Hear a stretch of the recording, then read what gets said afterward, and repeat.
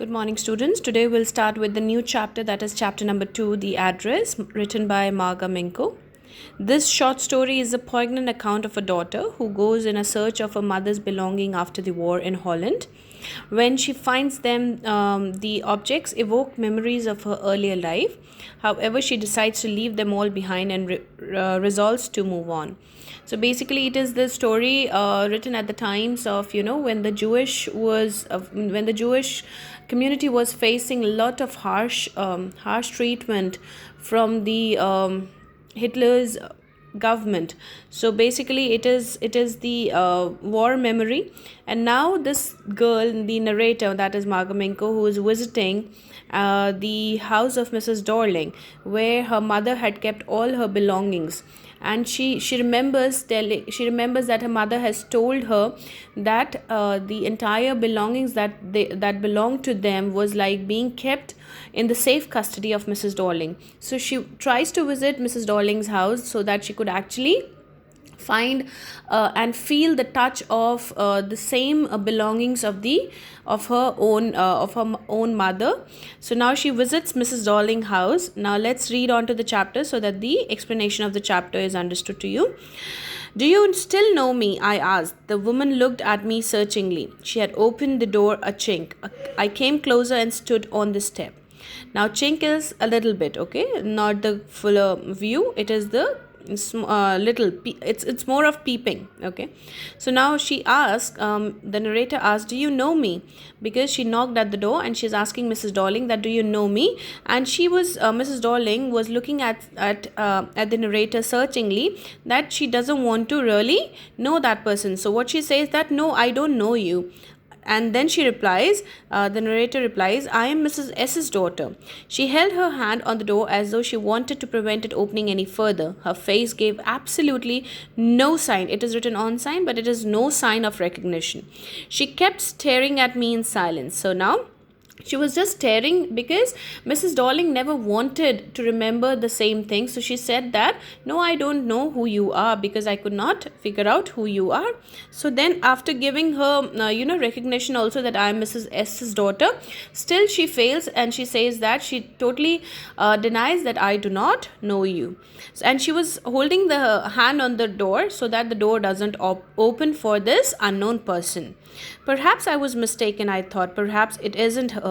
I'd seen her only once, fleetingly, and that was years ago. It was most probable that I had rung the wrong bell. The woman let go of the door and stepped on the side. She was wearing my mother's green knitted cardigan. The wooden buttons were rather pale from washing. She saw that I was looking at the cardigan and half hid herself again behind the door. But I knew now that I was right. So now, for a moment, she thought that yet maybe that I have actually rang on the wrong door. Probably this is not Mrs. Dorling's house, and I have come to the wrong door. But then when she actually saw that Mrs. Dorling was wearing Mrs.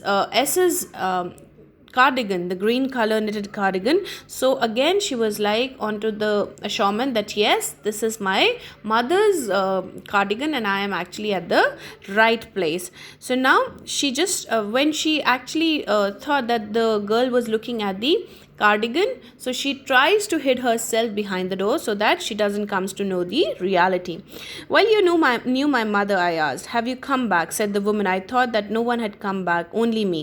So now she's inquiring that, "Have you all come back? Have you all come back to the place?" Because these people had actually migrated from this particular place just because of the harsh treatment that was done on the Jewish people. So they had actually fled from the place where they were inhabiting to. Okay, so now what she replies, she says that, "No, nobody has come back. It's only me who has come back." A door opened and closed in the passage behind her. A musty smell emerged. "I regret I cannot do anything for you. I have come here, especially on the train. I wanted to talk to you for a moment." "It is not convenient for me now," said the woman. "I can't see you another time." So now it's a kind of a conversation between the girl and Mrs. Dorling, and there was a kind of a very musty, very different, pungent kind of a smell from the from behind the door. So she said that the girl said that I have actually specially come on the train just to visit you. So I want to speak to you for a moment. But Mrs. Darling denied, and she said that it is not the convenient time for me now, and I cannot speak to you right now, because somewhere down inside her heart she was into a trauma that maybe the entire family has come back, and probably they would demand their things back which I'd kept for them. So now she said that it is not convenient for me now, so probably I cannot see you right now. Some other time you come. She nodded and cautiously closed the door as though no one inside the house should be disturbed. I stood where I was on the step. The curtain in front of the bay window moved. Someone stared at me and would then have asked what I wanted. Oh, nothing. The woman would have said it was nothing. I looked at the nameplate again. Darling, it said, in black letters in white enamel, and on the jamb a bit higher, the number 46. So she was, the door was banged on her, and she was standing just on the same step where she was standing. And it appeared from the appearance of the Mrs. Darling that she never wanted that this girl should enter the house and probably disturb the other members of the family. So some exactly the same way, when you do not want any stranger to come inside your house, exactly the same way this Mrs. Darling behaved with the girl. So she again read the number plate that was written 46. So what's the house address? That is 46. Darling is the name of the house. So Darling is the surname. So Mrs. Darling was, so she was just reading the nameplate again just to get a clear view on the same. As I walked, so imagine, this girl was really into a big pain. She really wanted to see all her belongings, and she was just trying to recollect what her mother has told her. So she was just recollecting the house number by reading it again on the house plate and everything. Okay. As I walked slowly back to the station, I thought about my mother, who had given me the address years ago. It had been in the first half of the war. I was home for a few days, and it struck me immediately that something or other about the rooms had changed. I missed various things. My mother was surprised I should have noticed so quickly. Then she told me about Mrs. Darling. I had never heard of her, but apparently she was an old acquaintance of my mother, whom she hadn't seen for years. She had suddenly turned up and renewed their contact. Since she had come regularly. So she is now again into the flashback. She's thinking that how her mother told her about Mrs. Darling and the house where she stayed. So earlier things were really same, but then after, it is almost the time of the first half of the war, when she thinks that suddenly from somewhere Mrs. Darling had appeared. She had tried to renew all her contacts with Mrs. S, and she kind of developed a kind of an acquaintance with Mrs. S. So now she's thinking, the daughter is thinking about the lady's appearance into the picture, and when she had started coming to their house, started gradually and slowly the entire things of the house were vanishing from the house. Now read in the next paragraph. She says that every time she leaves here, she takes something home with her, said my mother. She took all the table silver in one go. Table silver is the cutlery, okay? And then the antique plates that hung here. She had trouble lugging those large vases, and I am worried she got a crick in her back from the crockery. My mother shook her head pityingly. I would never have dared ask her. She suggested it to me herself. She even insisted. She wanted to save all my nice things. If we have to leave here, we shall lose everything, she says. So now the mother was really worried. So what is the kind of explanation that Mrs. S is giving to her daughter? She's saying that in case if we leave everything here, because we'll have to flee away from here, because the conditions were really getting worse for the Jewish at the time of the World War. So basically what really happened, so she said that in case if we have to move from this particular place and we have to leave all our belongings here, they will have the worst look, and probably somebody would definitely take it just for nothing. But it would be really good if we save our belongings to somebody's house. So Mrs. Darling, whenever she used to come, she used to pick up all the crockery, all the vases, everything, whatever was kept in the house. So she used to pick up one by one to her own place. Have you agreed with her that she should keep everything? I asked. as if that's necessary. My mother cried. It would simply be an insult to talk like that. And think about the risk she's running each time she goes out of the door with a full of suitcase of bag. So, people were really not allowed to keep any kind of contacts with the Jewish at that time. So, the mother said that, see what kind of pain this lady is really picking up for us. She's actually picking up all our stuff and taking it to her own house safely. So we should not ask any more questions to this lady. Rather, we should because it would be a kind of an insult if we're going to question this lady. So it would be better that let Mrs. Darling keep our belongings safely. So whenever the war would be over, probably we would take things back from her. So moving on to the next page. My mother seemed to notice that I was not entirely convinced. She looked at me reprovingly, and after that we spoke no more about it. So it was like my mother seemed to notice that I was not entirely convinced, because the girl never wanted all her belongings to go away to somebody else, because those things, those belongings were not just the belongings. They basically had a good good feelings and the good memories attached with it. So meanwhile, I had arrived at the station without having paid much attention to things on the way. Now this was all in the flashback. Now she's actually walking from Mrs. Darling's house in present, and she's thinking all about the wartime then, when Mrs. Darling had come to their house and she was picking up all those things from there. So now meanwhile, I had arrived at the station without having paid much attention to the things on the way. I was walking in familiar places again for the first time since the war, but I did not want to go further than was necessary. I did not want to upset myself with the sight of streets and houses full of memories from a precious time. So she was actually walking down the same memory lanes, same places after the war had happened. She had come for the very first time after the war was finished. So she wanted to visit many places, but somewhere deep down inside her heart, she was worried about being upset on getting acquainted to all those things once again. So she said, it's better that I should not really let it be a piece of memory, the precious memory in my heart and in my soul, and I should not upset myself by visiting all those places, because that all places would have had a very how it is when you actually visit after a war to a particular place where you had lived for many years. Some kind of a pain is there inside you. So exactly the same way, in the train back, I saw Mrs. Darling in front of me again, as I had the first time I met her.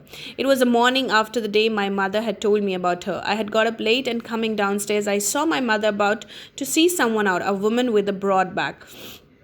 So now when she was sitting in the train, probably that was like a deja vu, that she was just imagining that Mrs. Darling is in front of her exactly the same way when her mother had first introduced her to Mrs. Darling. So that was like she was in the morning, and she was late at that morning. So she's again moving on to the flashback. Okay, now there is my daughter, said my mother.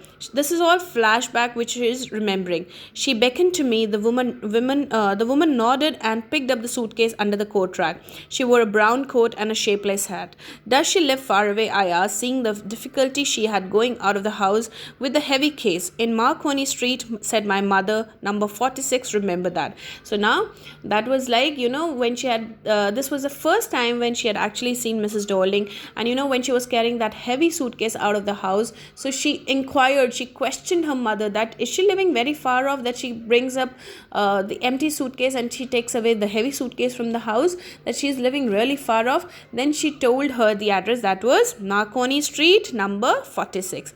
I'd remembered it, but I had waited a long time to go there. Initially, after the liberation, I was absolutely not interested in all that stored stuff, and naturally I was also rather afraid of it, afraid of being confronted with things that had belonged to a connection that no longer existed, which were hidden away in the cupboards and boxes, and waiting in vain until they were put back in their place again, which had endured all those years because they were things. So now she's saying that I remembered each and everything nicely, I wanted to go back and touch all those things which had actually, which had connection with me, which had connection with my family. I wanted to touch because those all things were of my mother, because the mother is no more now. So she just want to go and have a touch of all those things which belong to her mother.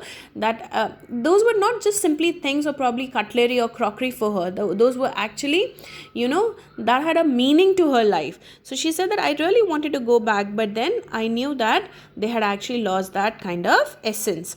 But gradually everything became more normal again. Bread was getting to be a lighter color. There was a bed you could sleep in unthreatened, a room with a view you were more used to glancing at each day.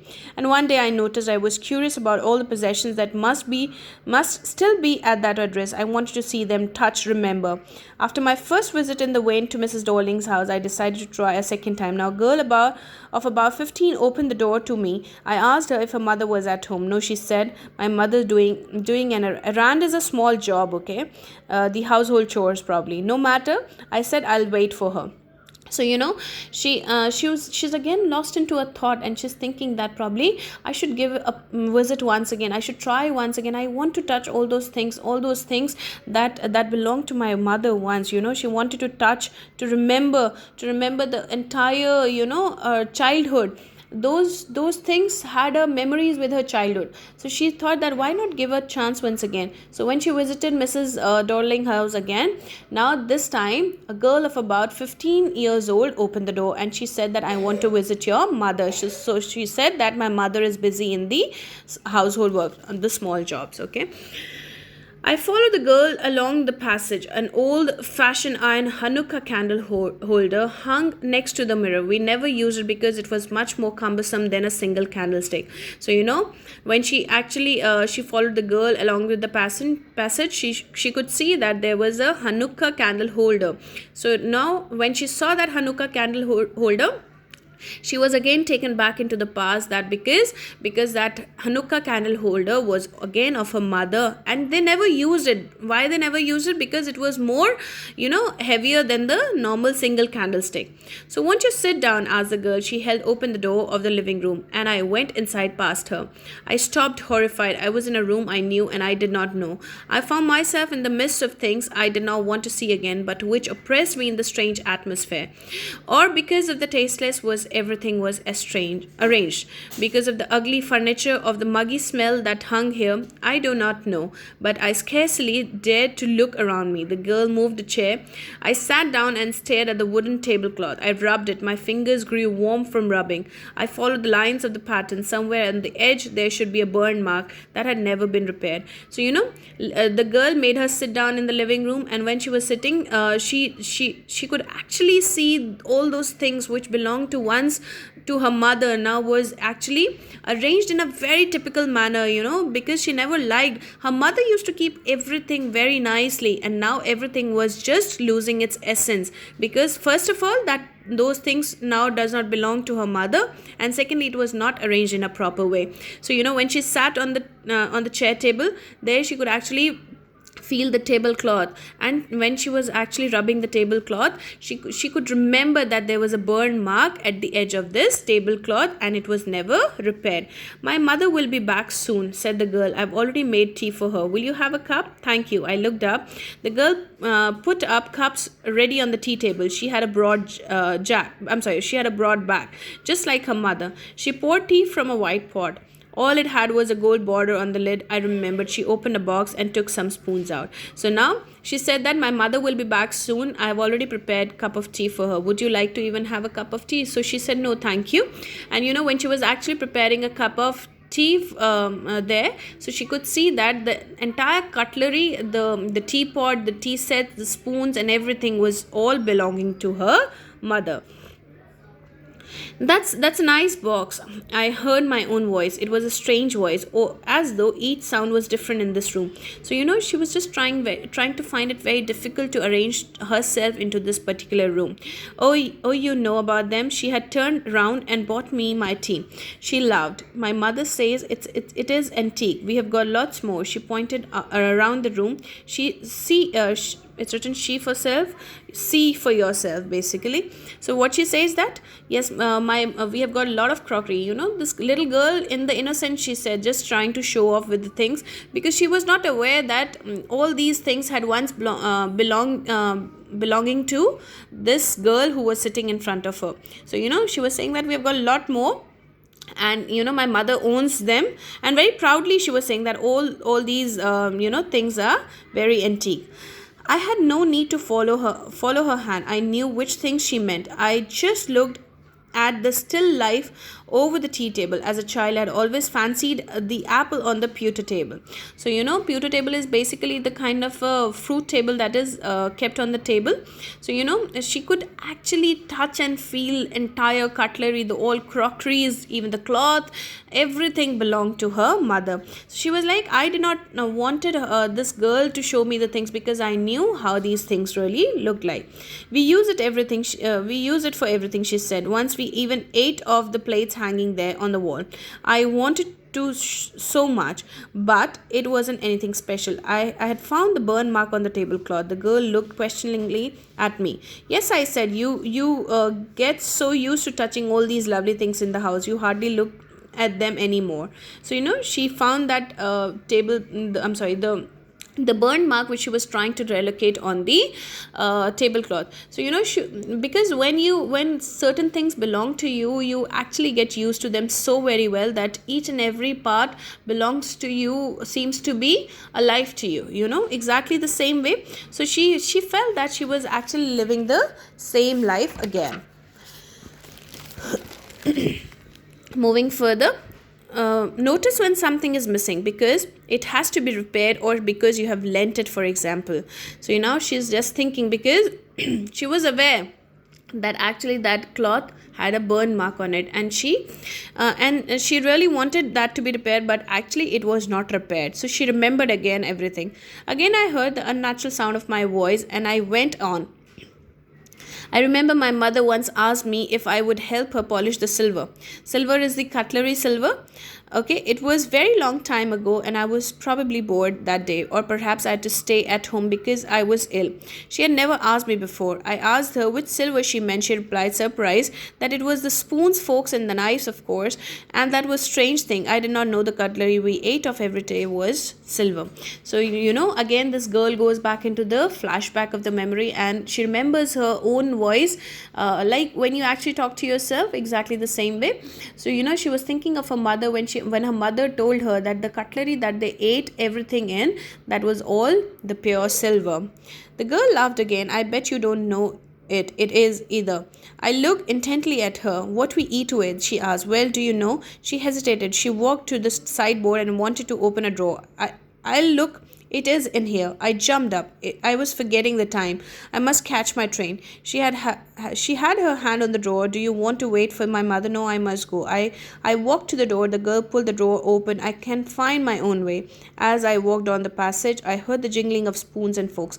She really wanted to show this the forks and the spoons, because she was just trying to show off. And that is Mrs. Dorling's daughter, but wherein for Mrs. S's daughter, that all things, the silver forks and spoons, all those things had different value and a meaning, and she doesn't want to touch them, because all the things were arranged in a very haphazard way, and a very very typical kind of a manner, which she did not like it at all. So now she said that I don't want to see anything else, because I'm getting late for my train, and I should not wait for your mother. As I walked down the passage, I heard the jingling of spoons and forks. At the corner of the road, I looked up at the number plate, Marconi Street, it said.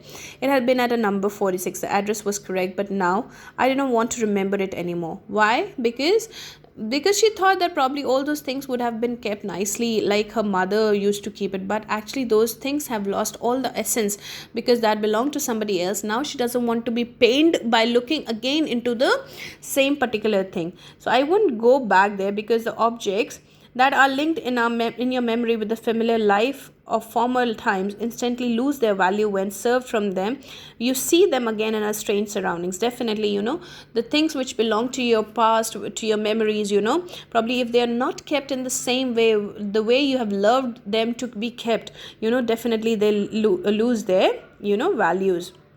And what should I have done with them in a small rented room where now she's giving again her explanation that because after living this particular house, they had actually moved to this girl has moved to a small rented place. She's saying that what all these things would actually do, where would I actually keep them in a small rented room, all these, and what should I have done with them in a small rented room where the shreds of the blackout paper still hung along the windows, and no more than a handful of cutlery fitted in the narrow table drawer.